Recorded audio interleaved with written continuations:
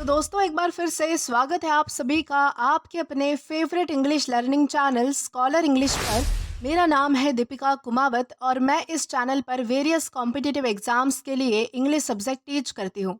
तो बेसिकली आज के इस वीडियो में हम एक बहुत ही शानदार और इंटरेस्टिंग पोएम को डिस्कस करने वाले हैं जिसका नाम है मिडिल एज बाय कमला दास। तो चलिए हमारी पोएम में आगे बढ़ने से पहले सबसे पहले हम हमारी पोएटिस के बारे में थोड़ी बहुत इन्फॉर्मेशन देख लेते हैं। दोस्तों अगर बात की जाए हमारी पोइटिस के बारे में तो कमला दास इनका जन्म जो है वो 31 मार्च 1934 केरला में हुआ था।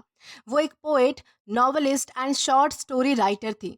दोस्तों कमला दास अपने पेन नेम माधवी कुट्टी एंड कमला सुरैया इन दोनों नाम से बहुत ज़्यादा फेमस थी, जबकि कमला दास ये उनके शादी के बाद का नाम था।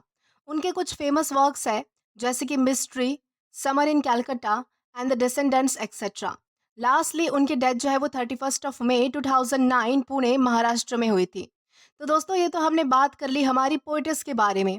अब इसी के साथ हम आगे बढ़ेंगे और जानेंगे कि हमारी पोयम हमसे क्या कहना चाहती है या फिर इस पोयम का थीम और मैसेज क्या है। तो चलिए आइए देखते हैं। दोस्तों अब अगर बात की जाए इस पोयम के बारे में तो ये पोयम सबसे पहले 1973 में the old play house and other poems इस कलेक्शन में पब्लिश हुई थी। दोस्तों ये पोयम एक माँ के इमोशंस को दिखाती है जो मिडिल एज में पहुंच चुकी है। पोयम में एक माँ अपने बदलते हुए रिश्तों को महसूस करती है, खासकर अपने बेटे के साथ। जहाँ कभी उसका बेटा उसका सब कुछ था, अब वही बेटा उसका मजाक बनाता है और उसे जज करता है। माँ के लिए सबसे दर्द भरी बात यह है कि उसकी ज़रूरत अब सिर्फ घर के काम के लिए पड़ती है, जैसे कि चाय बनाना, कपड़े प्रेस करना एक्सेट्रा। लेकिन माँ के लिए तो उसका बेटा अब भी उसकी दुनिया है। दोस्तों इस पोयम में हमारी पोएटिस बताना चाहती है कि जैसे जैसे बच्चे बड़े होते हैं वो अपनी माँ से दूर हो जाते हैं, ना सिर्फ फिजिकली बल्कि इमोशनली भी। माँ के लिए ये एक दर्द भरा सच होता है जिसे वो अकेली ही महसूस करती रहती है। तो दोस्तों यही है आज की हमारी इस पोयम का थीम या फिर कहे तो मैसेज। अब इसी के साथ हम आगे बढ़ेंगे और इस पोयम का लाइन टू लाइन एक्सप्लेनेशन देखकर इसे अच्छे से समझने की कोशिश करेंगे। तो चलिए आइए शुरू करते हैं। तो दोस्तों यहाँ पर हमारी सबसे पहली लाइन आती है, middle age is when your children are no longer friends but critics, stern of face and severe with their tongues. यानी कि मिडल एज वो टाइम होता है, वो समय होता है जब तुम्हारे अपने बच्चे तुम्हारे दोस्त नहीं रहते। अब वो तुम्हारे जज बनने लगते हैं, यानी कि वो तुम्हें जज करने लगते हैं, तुम्हारी गलतियां निकालते हैं। उनके चेहरे पर मुस्कान नहीं, एक सीरियस एक्सप्रेशन होता है और उनकी बातें भी प्यार भरी नहीं होती, काफ़ी कड़वी और रूड होती है।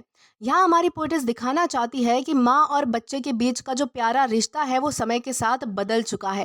पहले जहाँ बेटा माँ का बेस्ट फ्रेंड हुआ करता था, अब वही बेटा उसका क्रिटिक बन चुका है। यानी कि अब वही बेटा अब हर बात को एनालाइज करने लगा है, माँ को जज करने लगा है, सही गलत का फ़र्क सिखाने लगा है। तो इस तरीके से यहाँ पर बताया गया है। देन इसके बाद हमारी अगली लाइन आती है, it's the time when like a pupa they burst their cocoons and emerge in harsh adult glory. यानी कि ये वही समय होता है जब बच्चे कैटरपिलर जैसे होते हैं, जो अपने कोकून से बाहर निकलते हैं और बटरफ्लाई बन जाते हैं। दोस्तों आपको कोकून और बटरफ्लाई और कैटरपिलर तो पता ही होगा। जो कैटरपिलर होती है मतलब कि वो वैसी होती है ग्रीन कलर की, जो मतलब कि लंबी सी होती है कैटरपिलर, और जो कोकून होता है उससे जो है वो सिल्क का कीड़ा निकलता है बेसिकली। यानी कि ये जो कोकून है वो बेसिकली एक कवरिंग होती है किसी भी मतलब कि एक जो बच्चा होता है उसके लिए। उसमें से जो है वो बाहर वो बच्चा निकलता है और बाद में वो जो है वो धीरे धीरे मतलब बटरफ्लाई में कन्वर्ट हो जाता है। तो यहाँ पर क्या बताया गया है कि वो जो बच्चे होते हैं वो अपने कोकून से बाहर निकलते हैं और बटरफ्लाई बन जाते हैं। यानी कि यहाँ पर हमारी पोएटिस क्या कहना चाहती है कि जैसे जैसे बच्चे बड़े होते हैं वो अपनी माँ बाप की प्रोटेक्शन से निकल जाते हैं और अपनी दुनिया में चले जाते हैं। यानी कि बच्चों का बड़ा होना एक नेचुरल प्रोसेस है, लेकिन इस प्रोसेस में क्या होता है कि माँ इमोशनल तौर पर पीछे छूट जाती है। जो बच्चा कभी माँ की गोद में खेलता था या फिर जो बच्चा जो है वो हमेशा माँ के साथ रहता था, अब वही बच्चा जो है वो अपनी दुनिया में अपना ध्यान लगाता है। यानी कि वो जो है वो अपने पेरेंट्स को इग्नोर करने लगता है, या फिर अगर उन पर ध्यान भी देता है तो उन्हें जज करेगा, उन्हें जो है वो क्रिटिसाइज़ करेगा, सही गलत उन्हें सिखाएगा, जबकि उसे एक्सपीरियंस भी नहीं होता है इतना। तो इस तरीके से यहाँ पर बताया गया है। And they know longer need you except for serving T and for pressing clothes. यानी कि अब उन्हें जो है वो माँ की ज़रूरत सिर्फ तब पड़ती है जब उन्हें चाय चाहिए होती है या फिर उन्हें कपड़े प्रेस करवाने होते हैं। यानी कि उनके लिए माँ अब एक हेल्प करने वाली महिला बन चुकी है। यहाँ पर पोइटिस दिखाना चाहती है कि माँ का इमोशनल कनेक्शन अब सिर्फ फिजिकल काम तक ही सीमित हो गया है। माँ के प्यार और उनके केयर की अब कोई वैल्यू नहीं रही और उनको अब कोई वैल्यू नहीं मिलती। यानी कि यहाँ पर हमारी पोएटिस क्या दिखाना चाहती है कि अगर बच्चे अगर माँ को पूछते भी हैं, यानी कि अगर उनको उनके साथ वो कोई इमोशनल कनेक्शन रखते भी हैं, तो वो किसके लिए रखते हैं? तो अपना काम निकलवाने के लिए। यानी कि अगर उन्हें चाय चाहिए होती है, कपड़े धुलवाने होते हैं, कपड़े प्रेस करवाने होते हैं, अपनी मतलब की जो बातें होती है, उनके लिए ही उनका इमोशनल टच अपने पेरेंट्स के साथ होता है, वरना वो उनको पूछते भी नहीं हैं। तो इस तरीके से यहाँ पर बताया गया है। देन इसके बाद है, but you need them all the same and badly too, so that when left alone you touch their books and things, weep a little secretly. लेकिन माँ के लिए तो उनका बेटा उतना ही ज़्यादा इम्पॉर्टेंट होता है। यहाँ पर क्या बताया गया है कि वो बच्चा, यानी कि वो जो बेटा है, वो चाहे कितना भी बुरा करे माँ के साथ, चाहे कितना भी उसे जज करे, उसे क्रिटिसाइज़ करे, उसे इग्नोर करे, उसे सिखाए, तो भी जो है वो माँ क्या करती है, उसके साथ ही सेम ही रहती है। यानी कि माँ के लिए उसका बेटा क्या होता है, उतना ही इम्पॉर्टेंट होता है, उसका प्यार कम नहीं होता। जब वो अकेली होती है तो अपने बेटे की चीज़ों को छूती है, जैसे कि उसकी किताबें, उसकी चीज़ें, उसके कपड़े एक्सेट्रा, और फिर चुपके से रोती है बिना किसी को पता चले। दोस्तों ये लाइन दिखाती है कि माँ के दिल में जो है वो कितना दर्द है। बच्चा चाहे जितना भी दूर हो जाए, माँ का प्यार कभी कम नहीं होता। माँ अपने इमोशन सबके सामने नहीं दिखाती, लेकिन अंदर से वो टूटी हुई होती है जब उसके अपने ही बच्चे उसके साथ ऐसा करते हैं तब। तो इस तरीके से यहाँ पर बताया गया है। देन इसके बाद है, middle age is when your son to whom you once sent the squirrels invitation to their jungle feast writing in golden ink and posting it at night। यानी कि ये वही बेटा है जिसके लिए माँ ने कभी जंगल की कहानियों वाले कार्ड्स बनाए थे। यानी कि एक माँ अपने बेटे को खुश करने के लिए, अपने बच्चे को खुश करने के लिए कभी स्क्विरल्स के नाम से इनविटेशन लिखा करती थी जंगल पार्टी के लिए, यानी कि उसे जंगल पार्टी में इनवाइट करने के लिए। और माँ ने इस इनविटेशन को किस तरीके से लिखा था, तो गोल्डन इंक से लिखा था। यहाँ पर गोल्डन इंक का मतलब आप समझिए कि माँ का भाव, यानी कि माँ के इमोशंस, यानी कि माँ ने जो है वो उस चीज़ में अपने इमोशंस बहुत ही ज़्यादा अच्छे से उसने जो है वो ऐड किए थे ताकि उसका बच्चा खुश हो जाए। और यानी कि उसने जो है वो गोल्डन इंक से लिखा था। और रात में क्या किया था, तो रात में उस इनविटेशन को छुपके से पोस्ट किया था, जिससे बच्चे को लगे कि ये सच में किसी स्क्विरल ने भेजा है। ओके दोस्तों, ये लाइन दिखाती है कि माँ अपने बच्चे के लिए किसी भी हद तक जा सकती है, उसकी हर छोटी खुशी को भी वो एक मैजिक की तरह बनाने की कोशिश करती है। तो यही इस लाइन में समझाया गया है।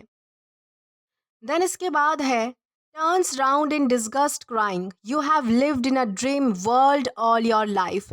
यानी कि अब वही बेटा माँ से कहता है कि तुमने तो हमेशा सपनों की दुनिया में जीकर सब कुछ देखा है।